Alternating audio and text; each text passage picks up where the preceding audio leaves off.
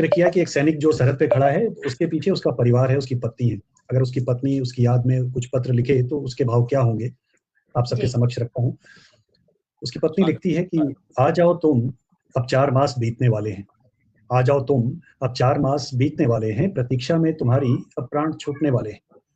न कोई चिट्ठी, न पत्र, न तार की ही खबर, तुम बिन कैसे तय करूंगी इस जीवन का सफर। माँ प्रतिदिन तुम्हारी याद में दिया जलाती है, बहते अश्रुओं संग स्वयं को समझाती है। पिताजी की नजर अब धुंधली हो चली है, पिताजी की नजर अब धुंधली हो चली है, तुम्हारे इंतजार में ये आंखें बूढ़ी हो चली हैं। कैसे समझाऊं बाल मन जो हट किए बैठा है, तुम्हारे किए वादे को मन में घर किए बैठा है। तुमसे मेरा शिकायत करना बेमानी लग रहा है, इस मुश्किल घड़ी में सब तूफानी लग रहा है। साहस और धैर्य से मैं मेरा कर्तव्य निभा रही हूं, तुम यहां नहीं हो इसीलिए तुम्हें हाल बता रही हूं। तुम्हारी अर्धांगिनी बनकर कर्म का निर्वाह करूंगी, मैं प्रार्थना में तुम्हारी सलामती की दुआ करूंगी।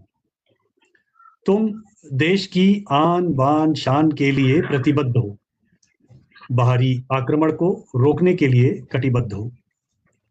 तुमको केवल हालातों से अवगत करवाया है, तुमको केवल हालातों से अवगत करवाया है, सीमा पर हो तुम, ये मैंने सबको समझाया है। युद्ध क्षेत्र में तुम सैनिक जीवन का निर्वाह करोगे, मुझे यकीन है तुम दुश्मन का सर्वनाश करोगे। क्या बात है, वाह, जब बहुत बढ़िया, बहुत शुक्रिया जी। जब लोहा लेने का उचित समय युद्ध में आएगा, तुम्हें मेरा लिखा ये पत्र बुलंद हौसला दे जाएगा।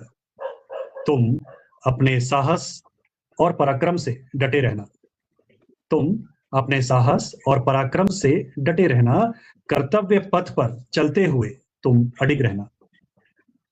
करना तुम विश्वास, तुम संग परिवार की शक्ति है, तुम्हारा देश के प्रति ये तुम्हारी भक्ति है। सैनिक, अंतिम कुछ पंक्तियां हैं कि सैनिक तुम भारत के अभिमान से कह सकूंगी, सैनिक तुम भारत के अभिमान से कह सकूंगी, तुम्हारी संगिनी बनकर जीवन पर्यंत गर्व करूंगी, तुम्हारी संगिनी बनकर जीवन पर्यंत। बहुत शुक्रिया, बहुत ही मार्मिक रचना आपकी, बहुत बढ़िया, क्या बात, बिल्कुल दिल की गहराइयों तक पहुंच गई ये रचना।